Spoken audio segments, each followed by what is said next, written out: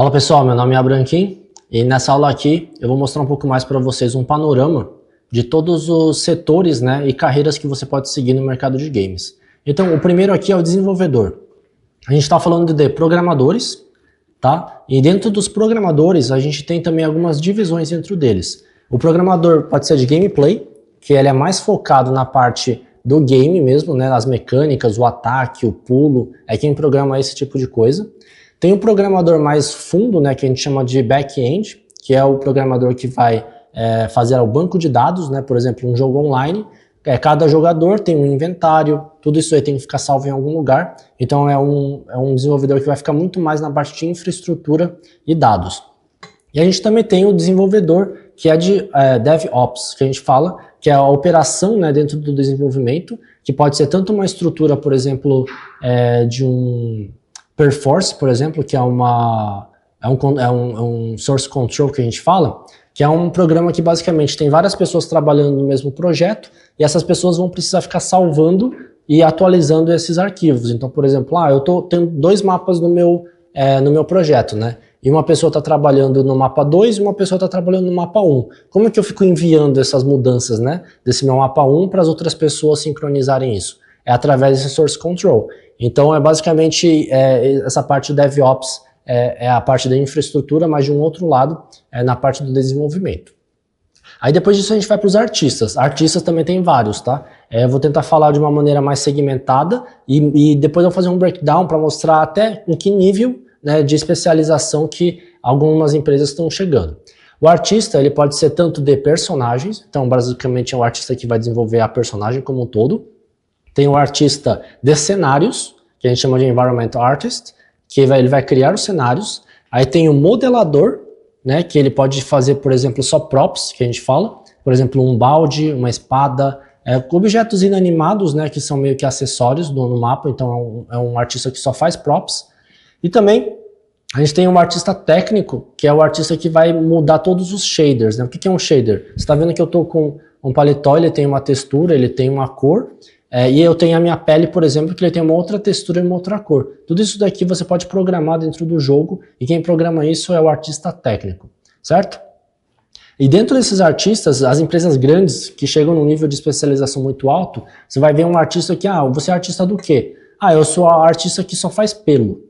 Como assim só faz pelo, né?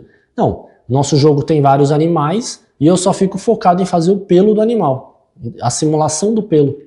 Então tem empresas assim que realmente chegaram num nível, né, que a gente quer o pelo mais realista possível, a gente tem que contratar um cara que é especializado nisso. Se você tem demanda de mercado, né, você tem que criar oferta, então são alguns artistas que ficaram mais especializados nisso. A gente vai ver também, por exemplo, num jogo grande como o Uncharted, tem 2 artistas, 3 artistas só para fazer o cabelo dos personagens. Então basicamente ele virou especialista em cabelos. É um negócio um pouco estranho, mas vocês estão vendo, né, que tem emprego ali para todo mundo, até nos desenvolvimentos mais especializados. Aí depois tem um designer de som.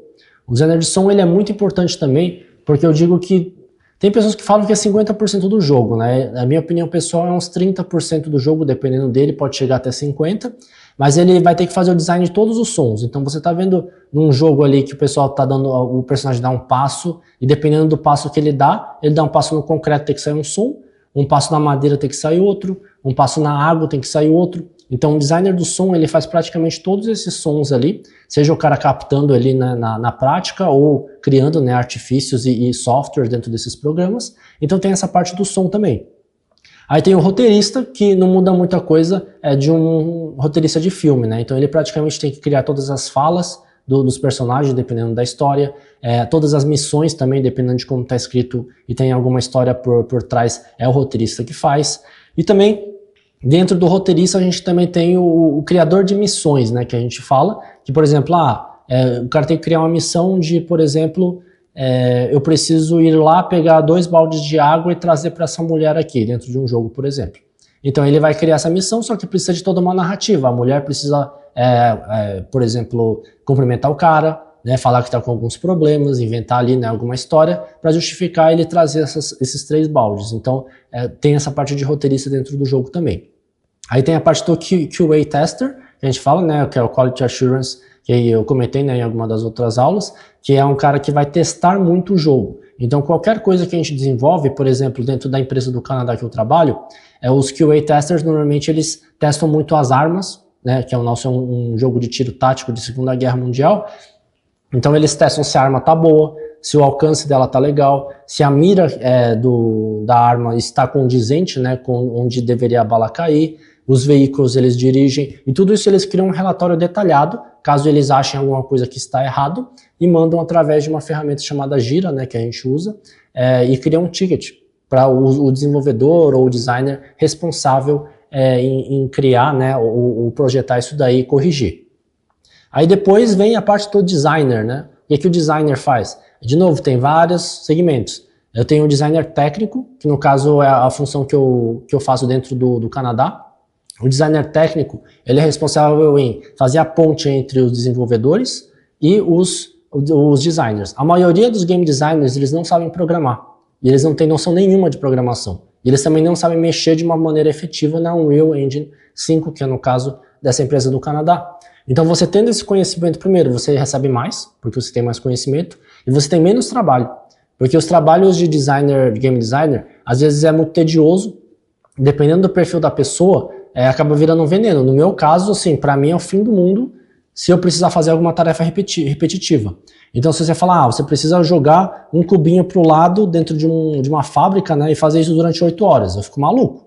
Isso daí não é para mim. Só que tem o perfil oposto, que realmente ficaria muito feliz em só fazer isso, porque ele sabe que no final do dia ele vai se sentir, né, com missão cumprida, se ele realmente, só preciso fazer isso, então eu sei exatamente o que eu preciso fazer, não quero ficar pensando em outra coisa.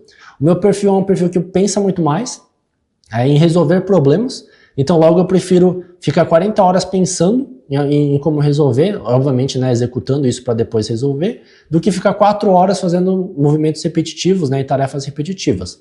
Aí também tem essa parte do game designer, que eu acabei de comentar com vocês, que é quem projeta quanto de dano, por exemplo, cada arma vai dar, quanto de gravidade cada arma tem, o carro, quanto mais rápido vai ser um do outro. O game designer faz tudo isso e também o ciclo, né, do balanceamento e também de criação de novas funcionalidades dentro do jogo.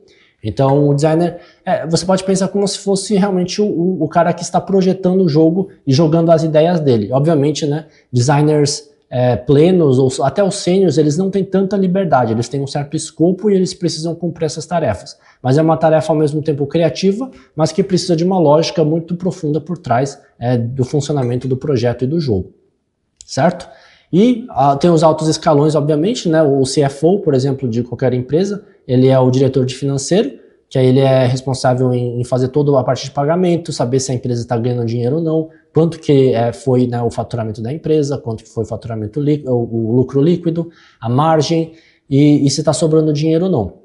Aí tem o CEO, que é o diretor executivo, que ele mexe muito mais na cultura da empresa e decisões, né, macros, que, por exemplo, vai ter projeto novo, não vai ter, como que vai ser esse projeto? Vai delegar isso pro cara lá que é o diretor de games. Aí depois tem também o COO, que é encarregado da operação, né, como um todo. Então ele muitas das vezes é o cara que vai ter que projetar e correr atrás de tudo para a empresa funcionar. Então, vamos precisar fazer uma reforma muito grande ou fazer uma expansão para um escritório novo. O CEO vai ter que estar envolvido para ver, né, como que ele vai operacionalizar tudo isso. Então, de uma maneira geral, é como uma empresa de games grande funciona e automaticamente são carreiras, né, que vocês podem seguir baseado em cada perfil. Então não existe pessoas que têm mais amor pela profissão do que o outro, na minha opinião, tá? Na hora de trabalhar, muitas das pessoas confundem, né? Tem que fazer o que gosta. Legal, se você faz o que gosta e você trabalha no que você gosta, maravilha. Mas muitas das vezes, você trabalha melhor em coisas que você não gosta. Então você fala, eu odeio fazer isso aqui, só que você é muito bom nisso. Então, na minha opinião, né, como um cara mais calculista, você deveria estar trabalhando em uma coisa que você não gosta e automaticamente você, sendo muito bom nisso, obviamente, se tiver oportunidade, você vai subir muito na carreira, vai ganhar mais dinheiro, automaticamente a tendência é ter uma qualidade de vida maior ou se aposentar mais rápido, para depois você fazer o que você gosta, né? Então, a minha lógica é que o trabalho é um sacrifício que te gera dinheiro, que te gera prazer. Então, seguindo essa lógica, eu desmistifiquei um pouco isso na minha vida de que tem que trabalhar com o que gosta.